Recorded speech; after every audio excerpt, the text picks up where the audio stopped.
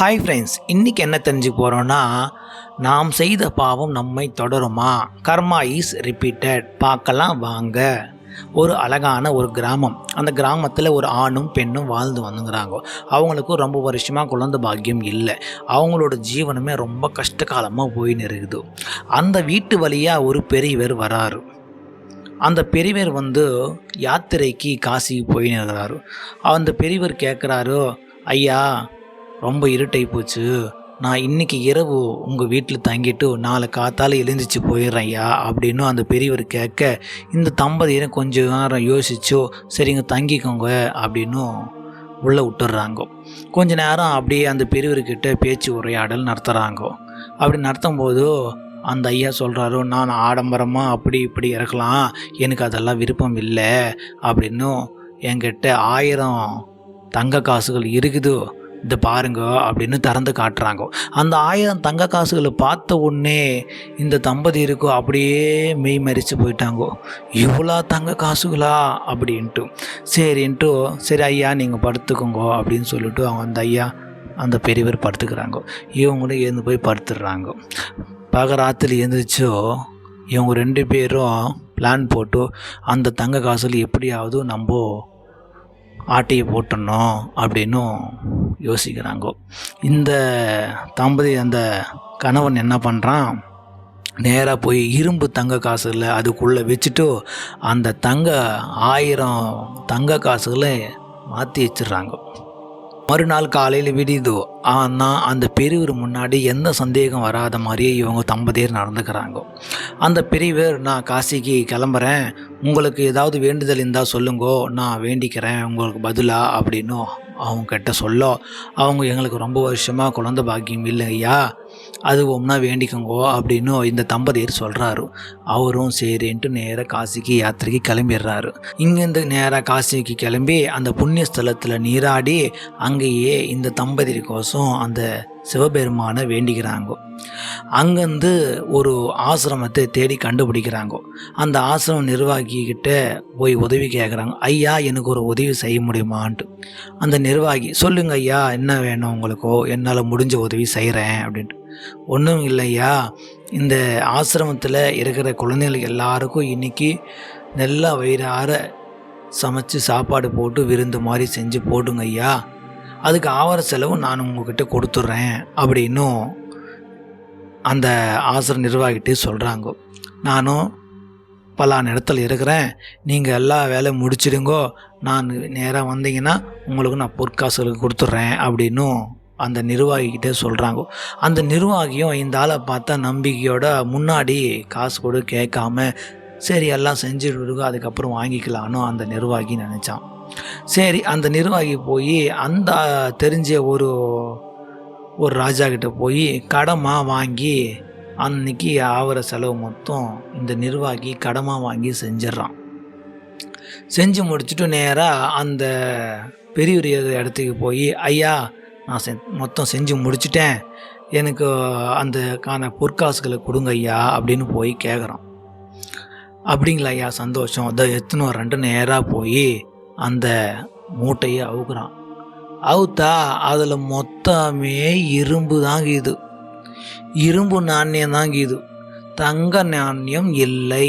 தங்க நாணயத்தை தான் அந்த தம்பதியர் ஆட்டை போட்டாங்களே, அதில் எங்கே இருக்கும் தங்க நாணயம்? இதுக்கு அந்த பெரியவர் பார்த்து அதிர்ச்சி செய்யப்பட்டார். என்னடா வெளியில் அந்த நிர்வாகிக்கு நம்ம என்ன பதில் சொல்கிறதோ, அந்த நிர்வாகி நம்ம மேலே இருக்கிற மரியாதை நம்ம மேலே இருக்கிற கௌரவத்தினால தானே நம்மக்கிட்ட 1 ரூபா கூட கேட்காம முன்னீடாக வச்சு செஞ்சாரோ, இப்போ நான் எப்படி அந்த ஆளை மூஞ்சில் முழிக்கிறதுன்ட்டு அங்கேயே உரி போட்டுக்கணும் இறந்து போயிடுறான். ரொம்ப நேரம் ஆகியும் வெளியில் வரலையேன்னு நிர்வாகி உள்ளேக்கு பார்த்தா அந்த பெரியவரோ கீயை இறந்து கிடக்குறான். கீ பார்த்தா இரும்பு நாணயங்களாக இருக்குது. இந்த நிர்வாகிக்கு இந்த ஆளை பார்த்தா ஏமாத்துறோன்னா தெரியல, இங்கே கீ பார்த்தா மொத்தம் இரும்பு நாணயமாக இருக்குது, ஏதோ ஒரு விபரீதம் நடந்துக்குதோ, எங்கேயோ ஒரு தவறு நடந்துருக்குதோ. ஆனால் இந்த நிர்வாகி அதை புரிஞ்சுக்கணும். அங்கேருந்து இறந்து போன அந்த பெரியவரோட உடலை எடுத்துன்னு போய் தானம் பண்ணிடுறான். அந்த தானத்துக்கு செலவாகத்தை கூட அந்த ராஜாவுக்கிட்டே கடன் வாங்கியாந்து தானம் பண்ணுறான். அதுக்கப்புறம் அந்த நிர்வாகி போய் கடன் வாங்கின அந்த ராஜா கிட்ட சொல்கிறான், இந்த மாதிரி நடந்ததோ, அந்த பெரியவர் யாருன்னு எனக்கு தெரியாதோ, ஏதோ அவர் பார்த்தா நல்ல மனசாக இருக்குதோ, அவர் சொல்கிற வார்த்தை மேலே நான் நம்பிக்கையோடு கொடுத்தேன், இந்த மாதிரி நடந்ததோ.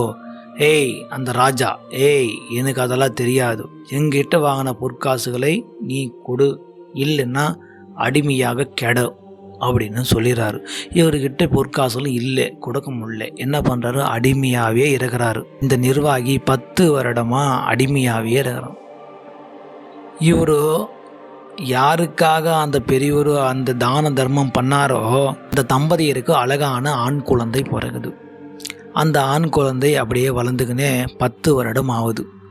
10 வருடம் கழித்து அந்த குழந்தைக்கு உடம்பு சூழ்நிலை முடியாமல் போயிடுது. அங்கே கீரை வைத்தியர் விட்டுன்னு வந்து பார்க்குறாங்கோ, இந்த பையனுக்கு ரொம்ப கொடூரமான நோய் வந்துச்சு, இந்த பையனை இனிமே எப்படி பார்த்தாலும் நீங்கள் காப்பாற்ற முடியாதோ அப்படின்னு அந்த வைத்தியர் சொல்லிடுறாரு. இவருக்கு ஒன்றுமே புரியல என்ன பண்ணுறதுன்ட்டு. அதுக்கப்புறம் அங்கே கீரை ஒரு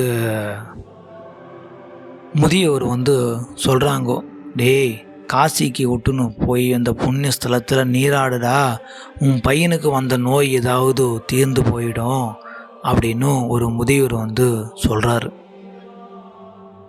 இவனுக்கு காசின்னாவே ஞாபகம் வந்துச்சு.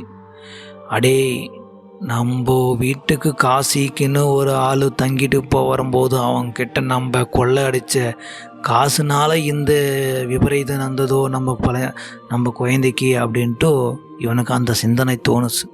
உடனே என்ன பண்ணால், அந்த ஆளுக்கிட்ட கப்ஜா பண்ண அந்த 1000 தங்க காசுகளை நேராக எடுத்துக்கணும், குடும்பத்தோடு காசிக்கு போயிடுறான். அந்த ஆளுக்கிட்டே கொடுத்துடலாம், நம்மளுக்கு தேவையில்லை, நம்மளுக்கு நம்ம குழந்தை நல்லா இருந்தால் போதுன்ட்டு அங்கே மொத்தமே காசி மொத்தம் சுற்றுறான். எங்கேயுமே அந்த ஆள் தெம்பல்ல, எங்கே ஆப்படலை. இப்படியே இந்த 10 வருஷம் போச்சுலவா. அங்கே ஒரு நிர்வாகி அடிமையாக இருக்கிறான்லவா, எத்தனை காலம்தான் அடிமையாக இருக்குதுன்னு அந்த நிர்வாகி என்ன பண்ணான்னா, நம்ம இனிமேல் நம்ம உயிரோடு இருக்கக்கூடாதோ, நம்ம செத்து போயிடலான்னு அந்த நிர்வாகி அங்கே அடிமையாக இருந்த ராஜாவுக்கிட்டேருந்து தப்பிச்சு ஓடியாடுறான். அவங்க ஆளுங்கள்லாம் துரத்திக்கின்னு வர்றாங்க. ஒரு இடத்துல மறைமுகமாக ஒளிஞ்சிக்கிறான். அதை இந்த தம்பதியரோட குழந்தை 10 வருட குழந்தை அது பார்த்துருது. என்ன ஐயா, அவங்கெல்லாம் ஒன்று துரத்தின்னு வர்றாங்கோ, நீங்கள் இங்கே ஒளிஞ்சிக்கிறீங்களே? இல்லை, நானும் 10 வருஷத்துக்கு முன்னாடி ஒரு பெரியவருக்கோசம் நான் கடன் வாங்கி தானம் பண்ணேன். அது இந்த ராஜாவுக்கு கொடுக்க முடியல என்னால். அதனால் அடிமையாக 10 வருஷம் இருந்தேன். என்னால் உடம்பு ஒன்றும் முடியல. அதனால் நான் தப்பிச்சுன்னு வந்துட்டேன். அவங்க என்னை துரத்தின்னு வர்றாங்கோ. இனி நானும் உயிரோடு இருக்கணும்னு நான் நினைக்கலப்பா, செத்து போகணுன்னு பார்க்குறேன் அப்படின்னும் அந்த நிர்வாகி சொல்கிறான் அந்த பையன்கிட்ட. அந்த பையன், அதுக்காக ஏங்க சாவறீங்கோ, எங்கிட்ட இருக்குதோ, நாளைக்கு இன்னத்துக்கு இந்த இடத்துக்கு நீங்கள் வாங்கோ, நான் உனக்கு தர்றேன் நீங்கள் கேட்ட பொற்காசுகளை அப்படின்னு அந்த பையன் சொல்கிறான். சரி, ஏதோ சிறுவனாக இருக்கிறானே, என்னவோ சரி பார்க்கலாம் அப்படின்னும் அந்த நிர்வாகி மறுநாளும் அதே இடத்துக்கு வர்றான். அந்த பையனும் இவங்கிட்ட இருக்கிற தங்க காசுகள் ஏற்றுன்னு வந்தோ அந்த நிர்வாகிக்கிட்டே குத்துடுறான். அது 1000 தங்க காசுகள். அந்த நிர்வாகி அப்படியே வாங்கிக்கிறான். ரொம்ப சந்தோஷம்ப்பா, இந்த தங்க காசுகள் எடுத்துன்னு போய் அந்த ராஜாவிடம் நான் வாங்கின கடத்தை கொடுத்துருவேன் அப்படின்னு சொல்லிட்டு அப்படியே சொல்லிக்கினே இறங்குறான். இங்கே அந்த பையன் அப்படியே ரத்த வாந்தியோடு இறந்து போயிடுறான். அந்த நிர்வாகி என்னப்பாச்சுன்னு அந்த குழந்தைய பார்க்குறான். அப்படியே அந்த குழந்தை ரத்த வாந்தியோடு இறந்து போயிடறான்னா அவங்க பெற்றோர்கள், அதாவது அந்த தம்பதியர்கள் நேராக வந்து, ராஜா என்னடாச்சுன்னு அவங்க வந்து அந்த குழந்தையே கதறி அழுந்து அந்த மனம் அதிர்ச்சியில் அந்த தாயும் தந்தையும் அந்த தம்பதியரையும் இறந்து போயிடுறாங்க. இது எல்லாமே கண்கூடியாக அந்த நிர்வாகி முன்னாடி நடக்குது. அந்த நிர்வாகி அப்படியே திணறி போய் பார்க்குறான். இது பார்த்தா ஏதோ கணக்கு இருக்குதோ, எங்கேயோ இடிக்குதோ அந்த தங்க காசுகளை எடுத்துன்னு போய் அந்த ராஜா கிட்ட வாங்கின கடனாக வாங்கின தங்க காசுகளை கொடுத்துட்டு மீதி தங்க காசுகளை இந்த 3 பேரையும் தானம் பண்ணுறான். இரத்த வாந்தி எடுத்து இறந்து போன பையன் வேற யாரோ இல்லை, இந்த நிர்வாகிக்கு கொடுக்க முடியாமல் இறந்து போன பெரியவர் தான் இவங்களுக்கு குழந்தையா வந்து பிறந்தார். கர்மா பார்த்தீங்களா, செஞ்ச பாவம் பார்த்தீங்களா எப்படி வந்து துரத்துது.